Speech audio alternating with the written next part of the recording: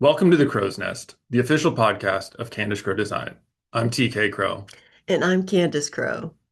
Today, we have a special guest, Dr. Tracy Pfiefer, president of the Aesthetic Society.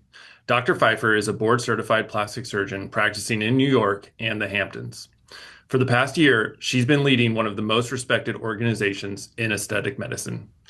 We recently talked with her at the Florida Society of Plastic Surgeons meeting, where we started talking about the value of society membership.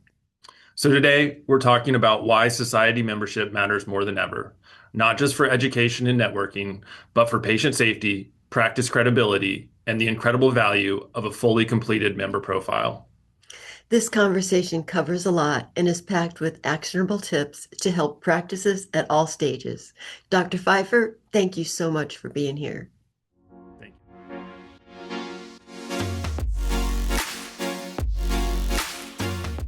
So, Dr. Pfeiffer, thank you for being with us today. Most of our listeners are going to be plastic surgeons or those that work for plastic surgeons and will be familiar with the Aesthetic Society.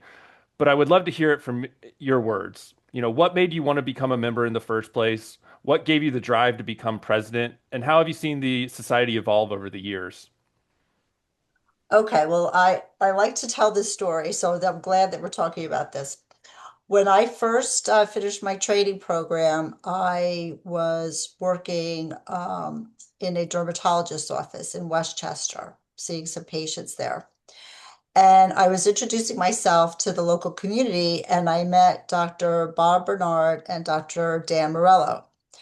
And unbeknownst to me, they were Aesthetic Society past presidents. At that time, it was ASAPS, the American Society for Aesthetic Plastic Surgery, which, side note, that is still our official corporate name. We just shortened it so that we could communicate more easily with each other and the public about who we are. So now we call ourselves the Aesthetic Society.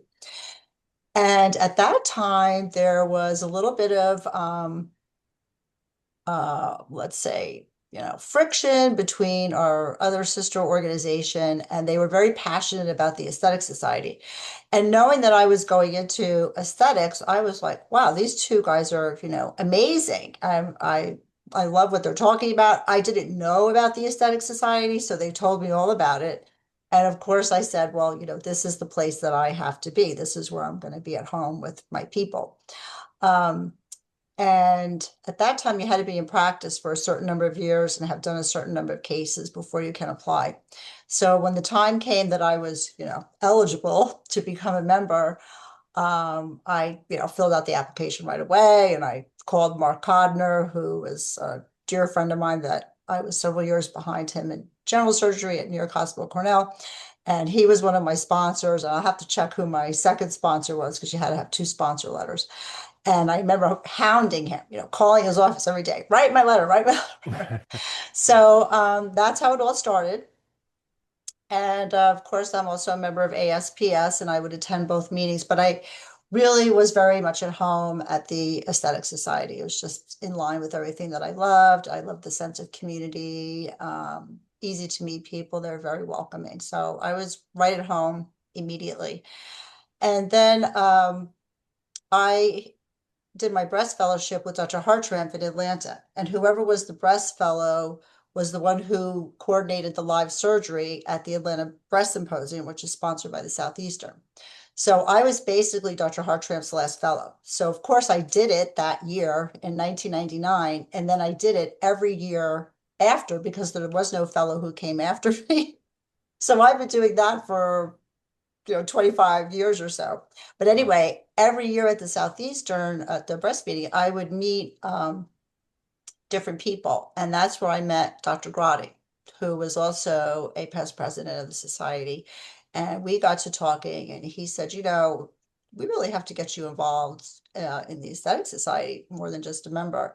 And I remember he and his wife, Anne, came to New York, and we had lunch and we were talking. And that's how I kind of got tapped to take on the Radar Project, which was the readily accessible digital aesthetic resource, which was a project that Dr. Grodig started with another member. And so I was the first editor of that for a couple of years. And that's how I got started.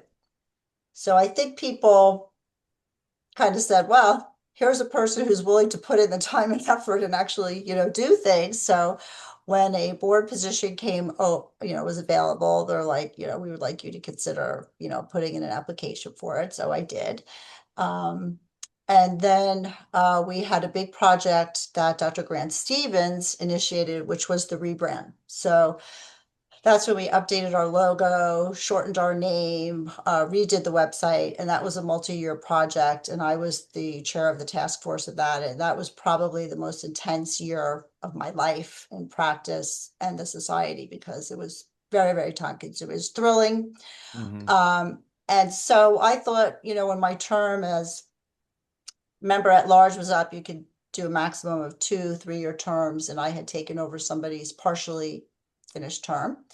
And so when my second 3 years were finished, I was like, I contributed, I've had a great time. And then, um, another past president said to me, I wish you would consider putting in to go on the executive committee. So I talked to a couple people about it, how time consuming is it? How do you run your practice at the same time? Because once you're on the executive committee, you pretty much Hmm. automatically move up to be president several years after that.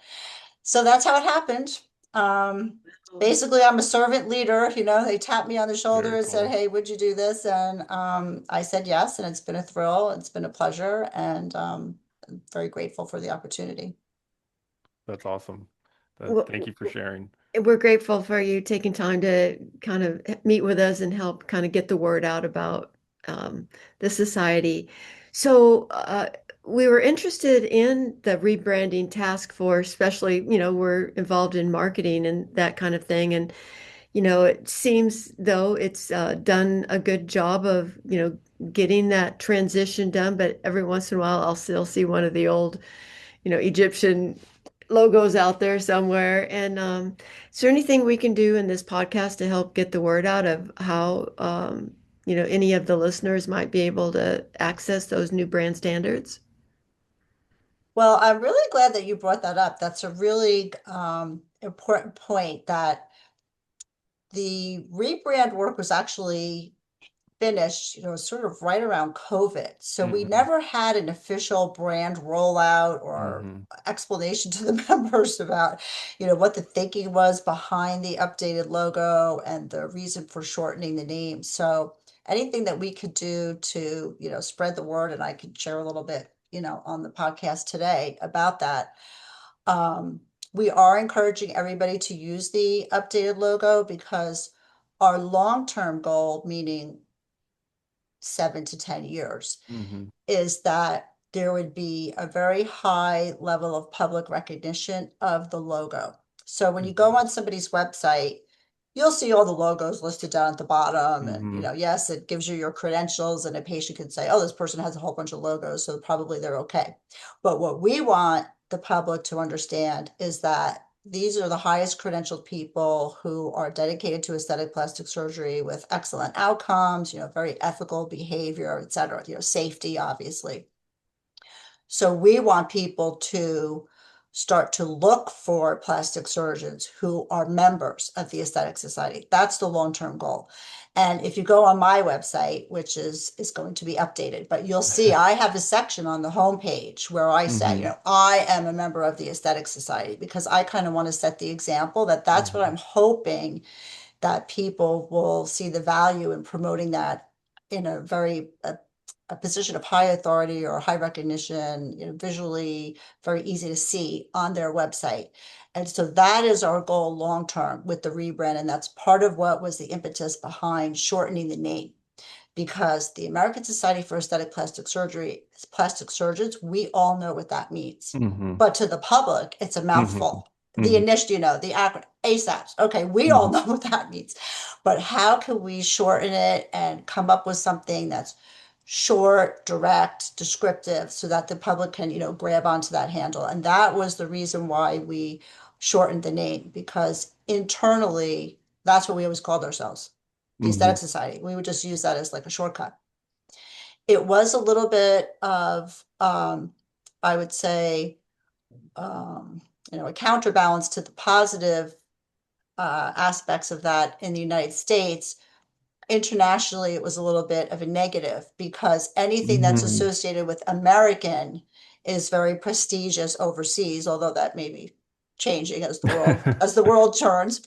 Um, but so far, international members, they have a lot invested in the American Society for Aesthetic Plastic Surgery. It's very prestigious for them, and we are so grateful for our international members.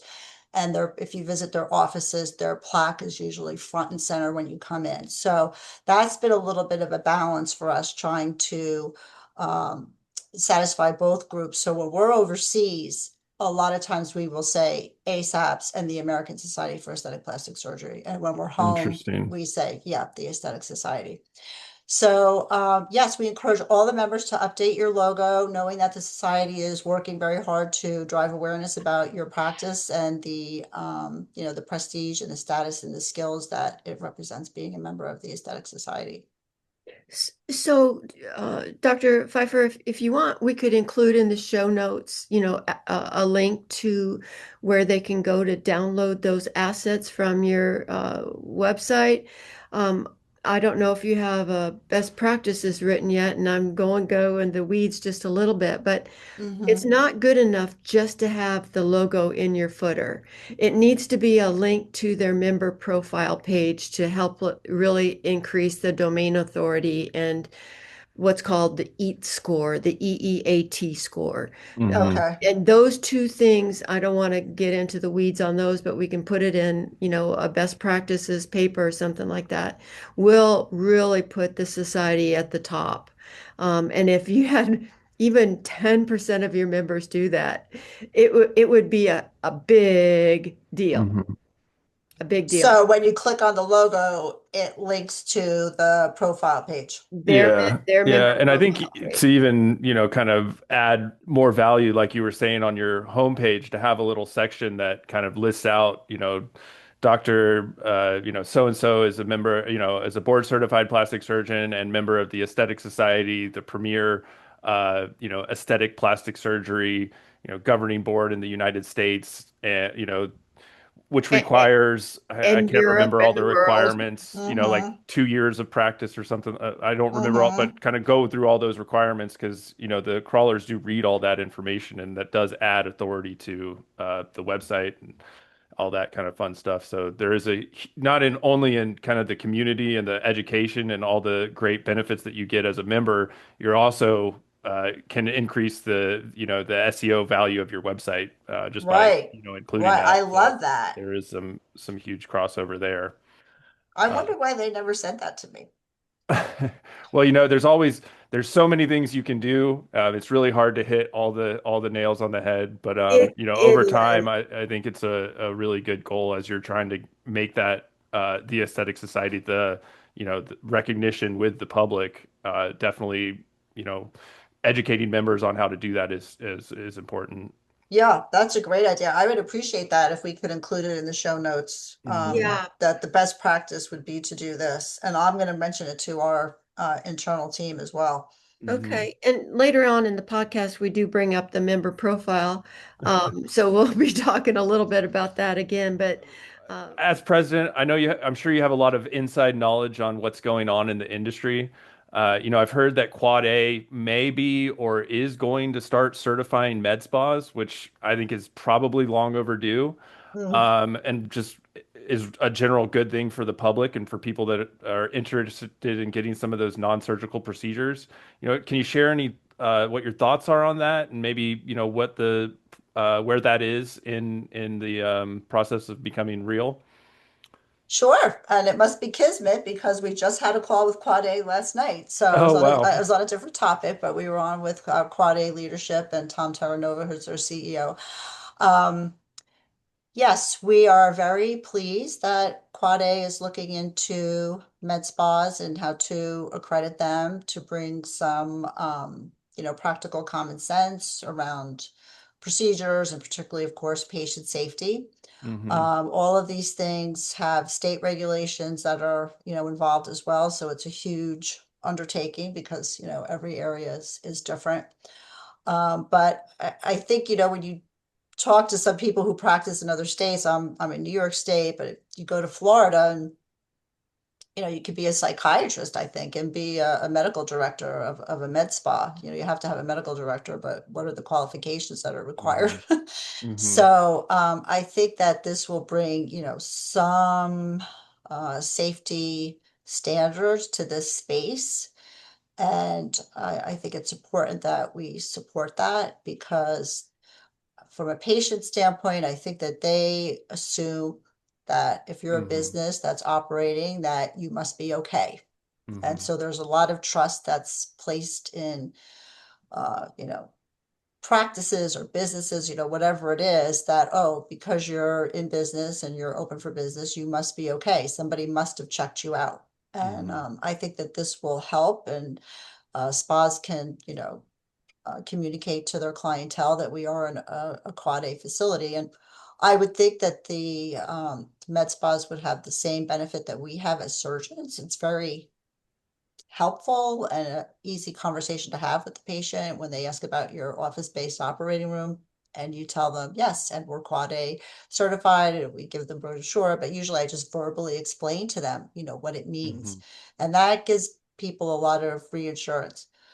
Whether or not the clients going to a med spa have the same, safety and security questions, I guess remains to be seen. But I think it's a positive move forward, and we're very, happy that Quad A is moving into that space. Awesome. And I think that one of the initiatives that the society's been working on kind of ties into that with the Allied Pro program to Hmm. help educate non-surgeon staff of practices. Could you talk to us a little bit about that and kind of what Sure, benefits Allied Pro members get? sure. So Ally Pro is a membership category that was the vision of Dr. Kia Mobasagi, who is our immediate past president. And I look at the Ally Pro category as two groups within that group. So you have the Aesthetic Society surgeon members who have their office staff that could benefit from education, a community where they can share information, brainstorm, support each other. So there's that group of people. And then there's the independents, we call them, allied pro people who are not affiliated with any surgical practice. So where are these people going for their education? Who do they go to if they need advice or they have a complication? So we are trying to provide a structured educational program for all of the groups of people, but especially focused on the injectors who are not associated with practices so that they have a curriculum that they're moving through. They don't have to try to find it on their own. And of course, we're working with our industry partners on a lot of these programs for them. And that they have a professional organization that they belong to. They can feel proud that they're part of the organization, and it gives them some credibility and credentials in the public arena. So it's been very exciting. It's obviously a lot of work and there's a lot of work Hmm. still to be done, but I think it's needed Hmm. because there is no standard for Hmm. these independent people.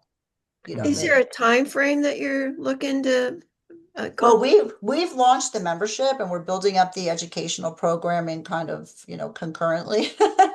Sometimes we get a little ahead of ourselves, but we have monthly webinars for the Ally Pro members on a variety of topics. We've been focused a lot on the injector training because Hmm. that's a patient safety issue, but we're also going to be developing programming for, practice managers, patient coordinators, medical estheticians, like anybody who could be in your office that's supporting you. We want each of those groups to have education and a community.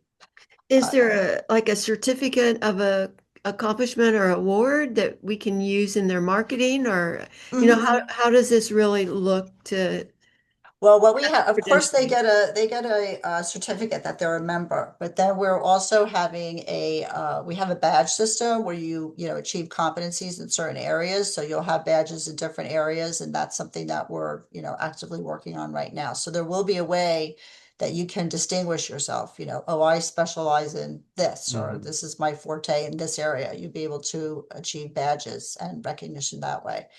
And so it's another long-term project. This is Hmm. something that hopefully 5 to 7 years from now will be very robust and people will want to be part of the program.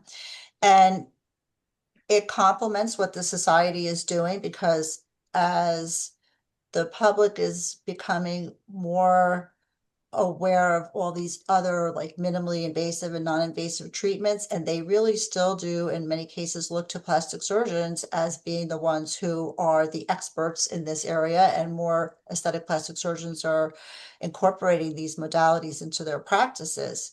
So it makes sense that we would envelop all of these people within our Hmm. aesthetic, community.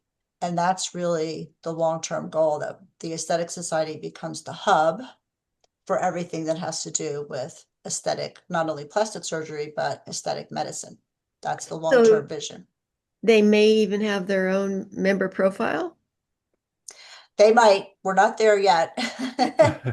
We're not there yet. We're really focusing on developing, the robust educational Gotcha. curriculum. Yeah. And then, and the badging system, the levels of credentialing, that kind of thing. And then I'm sure at some point the board will consider whether or not they can be listed on the website. Right now, we're really focusing on getting the surgeon members recognized on the website. And so Allied Pro would come later.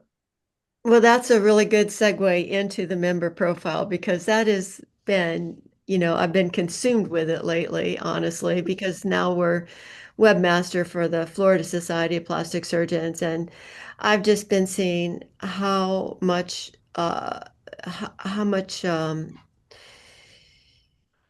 you get how much you get back from having a fully robust profile.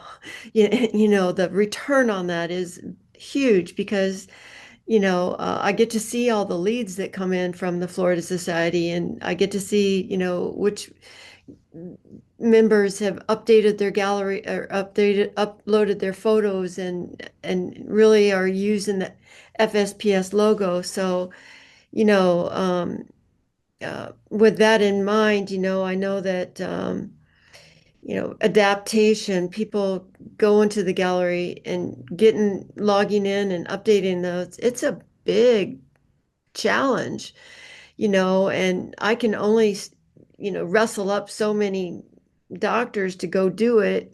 And no matter how many emails and phone calls I make, they just don't see the value in it. But could you speak to that a little bit to maybe get one or two more?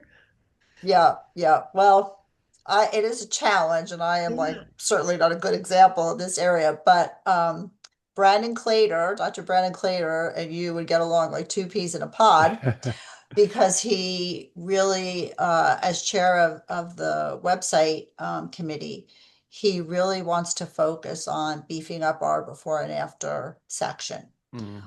which I think is important because you need Hmm. to have good photos in the before and after gallery that's representative of the, high standards that we hold Hmm. ourselves to. So I think that that is an area where we could certainly continue to work.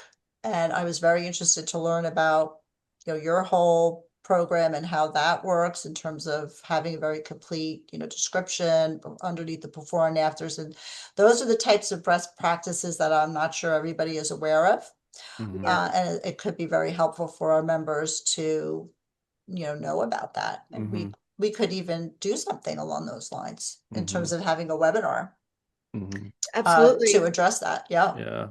And not all patients are going to find you through your website. So if you actually take the time, it only benefits you to go on to your profile on the aesthetic side and enter all of your, bio, your education, all of that, because, Yeah.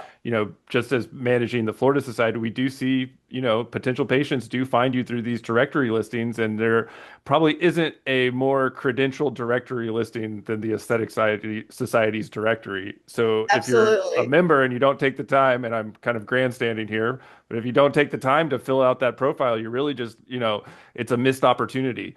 So, So, so I have a little story here. We have a Florida doctor that was in between practices and he didn't have a website, but he got in the first 100 days of the new website being live, he got something like three or four leads just from his member profile page. Hmm. That's interesting.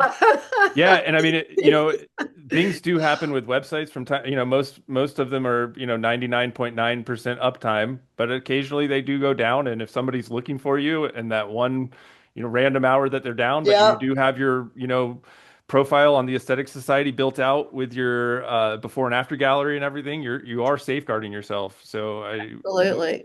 you know, well, I'm going to add that to my to-do list because I should set the example. I have been on a kick um, this past year to get all of the blank ghost headshots filled in. So one of our team members and I are always like emailing her, okay, here's somebody's headshot. Go get this one. She's got a list too. And I hmm said, we can't have any ghost headshots on the hmm website. We have to fill all those in. So hopefully by the time I turn over the reins to Dr. Jamil Ahmad in May, there will not be a ghost headshot anywhere on the Aesthetic Society website. And then we will, I love that, Tracy. And yeah. I've studied the statistics of checkouts, checking shopping cart checkouts, and I believe it's 38% more will fill in or even a consultation lead if there's a picture there. Hmm, They just having that picture there helps them feel confident to fill out that consultation lead. yeah, I yeah. would like to know if there's any other initiatives or anything else going on with the Aesthetic Society that maybe you've been a part of or that you've, seen happen over the last year that you'd like to talk about or that you could share with our audience. Sure, the Aesthetic Society has a lot of initiatives. We're all obviously very creative people and we want to constantly grow and expand and improve.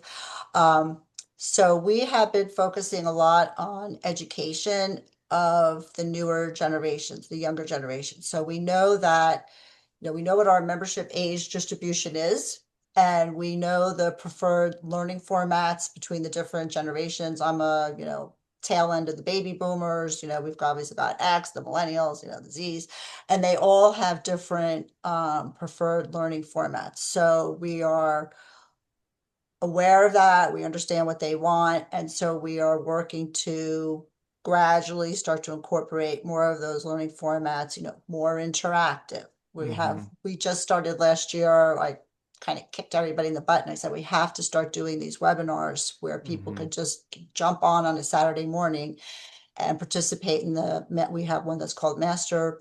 So we have a master's webinar, which is Saturday, 11 a.m. Eastern, where we have one guest expert surgeon come on, and there's a discussant and a moderator, and they're usually talking about one particular surgical technique that they practice and, how to get the best results using their hmm approach.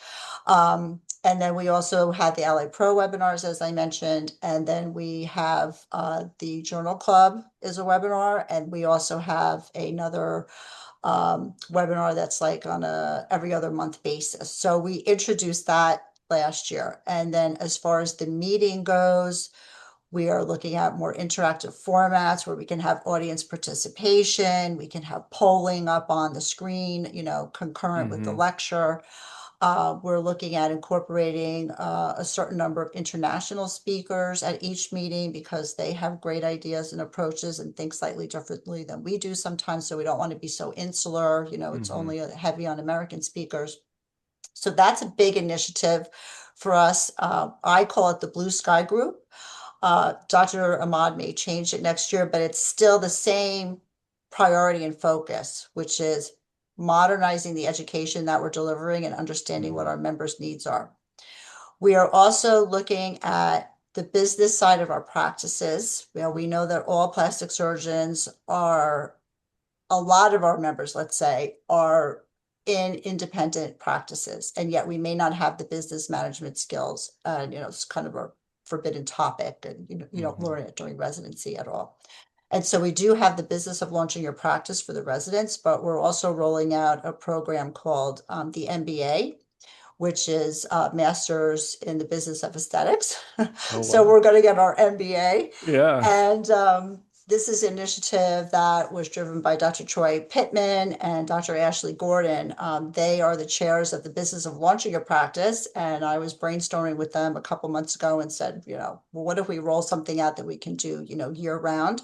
Mm-hmm. Not just for the residents, but also for like first 5 years in practice or really anybody, because all of us Mm-hmm. can improve the business side, I think, Mm-hmm. of our practices.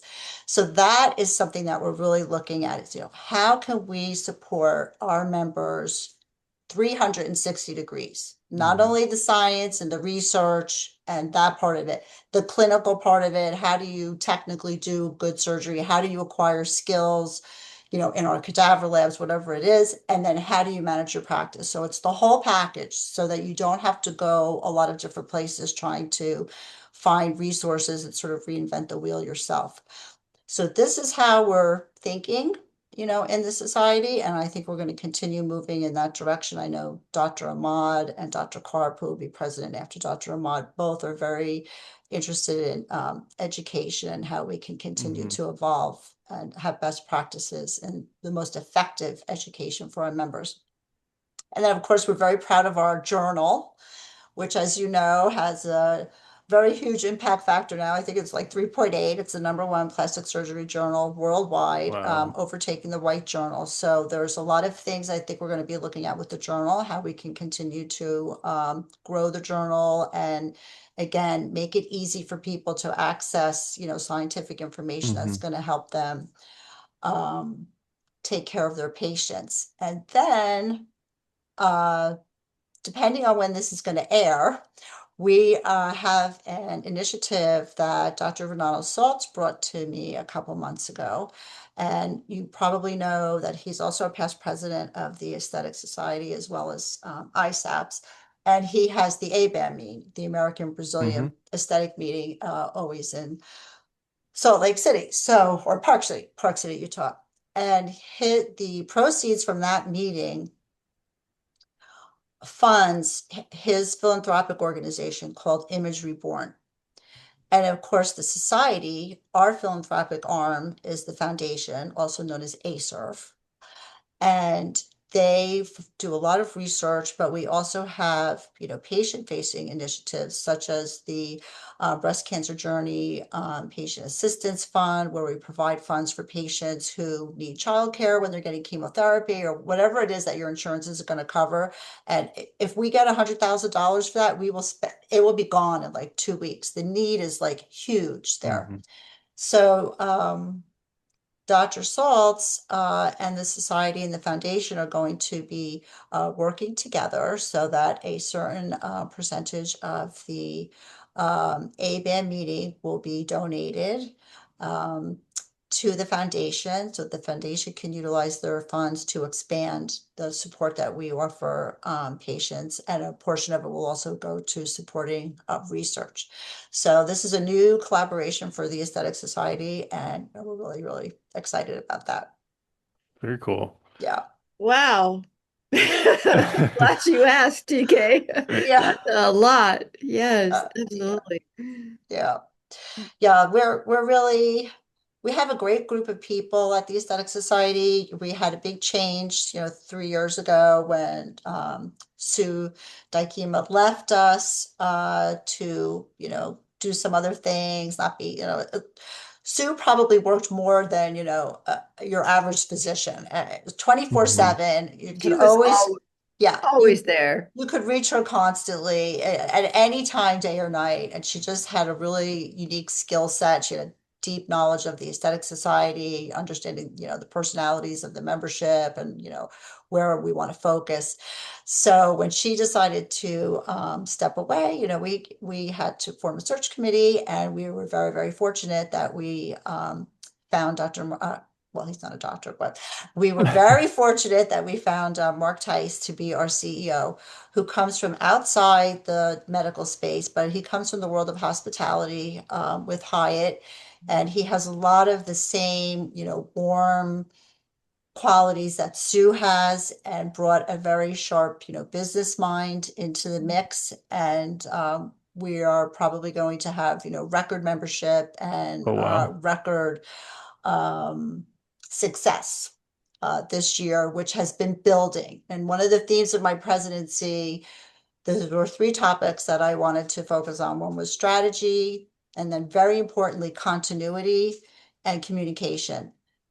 In the past, the president had, I would say, a somewhat oversized role, and that they would like have one initiative that they wanted to drive and be able to say that that was their accomplishment.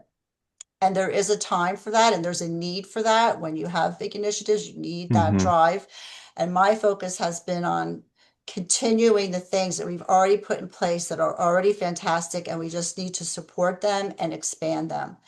So we're in it, and so the past 3 years, we have been implementing our strategy and building each year, one year after the next, on our success and growth. And it's been a very productive, I would say, and fruitful formula. That's wonderful. That's wonderful. There is a time to get things done. Yeah, yeah. But and we have great visionaries. You know, my understanding of people has always been like a great team has, the visionary, then you have the detail person, which I'm the detail person. And then you have the people who are very task oriented that get the stuff done. And then you have the people that like keep the peace. And the ideal Hmm. team is a combination of all of these people. So of course the visionaries make the detail people nervous because our brains automatically go to how are we going to get this done? But when we rely on each other's strengths and understand each other's strengths, that's when you have a power team. And that's Hmm. what we have going on at the Aesthetic Society right now. That's incredible. Awesome. Incredible. So go ahead, TK. So yeah, so the aesthetic meet is in Boston this year. I think yes, this year. Yeah, yes. What can members look forward to attending the aesthetic meet this year? Well, we are very excited to be in Boston. It's just a fluke because we were supposed to be in Boston during COVID.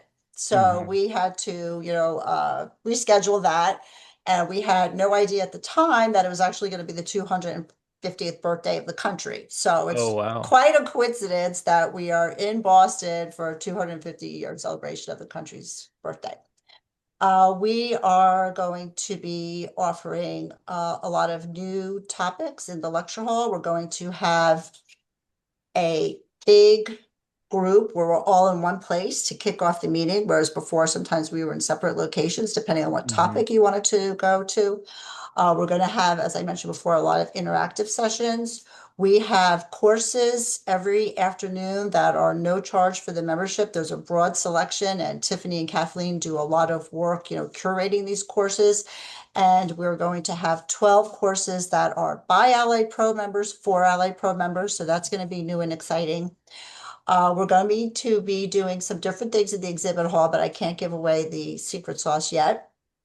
And we're really excited. The program is coming together very nicely. We have some excellent speakers on the agenda, and I think everybody's going to be really excited to be there. There's a lot of energy around this meeting this year. The registration is open, so we certainly encourage everybody to register early because you want to be able to get your, hotel and room block and all that stuff. Hmm. And yeah, that's it. I mean, we're really thrilled. I hope everybody likes the artwork. We have a art director who actually helped us with the logo, Carlos, and he did the artwork. And I said I wanted to just look, really beautiful and represent everything that the society stands for. And so he worked really hard on the graphic design. And Nolan Karp, as Education Commissioner, signed off on it. I signed off on it as the incoming president. And the theme of the meeting is Beauty Revealed. So we hope everybody will come, and it's I think going to it's be great.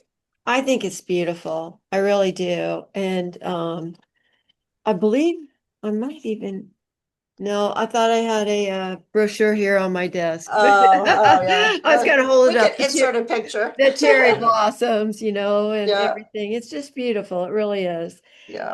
I do want to ask a little bit, we're mostly in the exhibit hall, and in Hmm. the past, I can remember, at your booth there being a videographer or a photographer even. Hmm. Is that So available? I don't think we're doing the headshots this year. We used to have a station for headshot. I'm not 100%, so don't quote me on that. What we are going to have is at least two videographers going around the entire meeting. Okay. And I think we're also going to have at least one, maybe more still photography. We always have one, but I always pushing for more Hmm. because we want to have a lot of material that we Hmm. can have or that the members can use. These are all the things that we discuss, at the meetings. Like when you're a lecturer at a meeting, you want somebody to take a picture of you so that you could Hmm. put it on your social media and let people know that, you gave a talk and, you're recruiting somebody from the audience. Well, we want to be able to have a photographer there that's taking a good picture of you, with decent lighting, you don't look wonky. And then you could give it to the lecturer, the speaker right away, and they can, send it out. So it helps the speaker and it also promotes the society. So the I'm glad that you mentioned that because it is a priority for us to gather more visual materials during the actual meeting itself. So thank you. That's wonderful. But I'm also interested though, in the exhibit hall in the past. You've had Yep. a videographer and a photographer and somebody right there to kind of talk about their member profile page. Will that be available this year? I don't know. I can find out. That'd be I, great. And I if it can is, I yeah. can find out because we had talked about, hiring a makeup artist and a hairstylist and have them like on site, at the Hmm. near the Yeah. booth, and Yeah. then having a place where people could update their headshots, especially with Oh, my that'd be my whole thing awesome. about the website headshots. Yeah. So I'm pretty sure that that's happening, but I'm not 100% sure. Yeah, I'm not, absolutely. I think that at a minimum, they're going to have somebody there to take headshots. Yeah. There may not be Okay. makeup in hair. I believe last year we sent a couple clients of ours down. They got their headshots done and and we used them right away on their website You and their did? Okay. yeah, yeah. So anyway, any I'll find out and I'll let you know. Well, Dr. Pfeiffer, it's really been a pleasure. We're incredibly grateful that you took the time to be on our podcast. Before we wrap up, do you have any parting words or anything you'd like to say to our audience before we finish up? Well, I would just say that I'm very proud to be a plastic surgeon and to be part of this community. And I want everybody who's a member of the Aesthetic Society to know that the leadership really is here as a servant to you. In fact, when I became president, Renato Saltz gave me a book called The Servant Leader. And that's our mindset. Everything that we do is for you, the members. It's not for, our Hmm. own thing. We enjoy doing this for people, and we appreciate your membership and your support. It's everything to us. And if we didn't have your support, the society wouldn't exist, and we wouldn't be able to advance our specialty and serve our patients. So we're incredibly grateful to all of our members and anybody who's not a member. The membership process is very easy now. It's been much simplified compared to what it was in the past. So if you want to become a member, please join us. We really want you to be part of our community, and I will look forward to seeing everybody in Boston. well, I certainly hope everybody signs up and comes to Boston. And Dr. Pfeiffer, if somebody wanted to contact you after this podcast, how would they do that? They can email me at my email, which is my name, drtracypfeiffer@gmail.com. And I am happy to receive any emails. I respond to them as quickly as I can, but you could always reach out to me, always Okay, available. perfect. And seriously, to all these listeners, I encourage you to go update your member profile and attend the meeting. It really is informative and a great time to meet new people and from all across the United States and the world. Again, thank you, Dr. Pfeiffer. We truly, a heart-to-heart conversation with you is meaningful, and we are thankful for that. Well, thank you, Candace, and thank you, TK. It's been a pleasure, and I look forward to seeing you soon in Boston.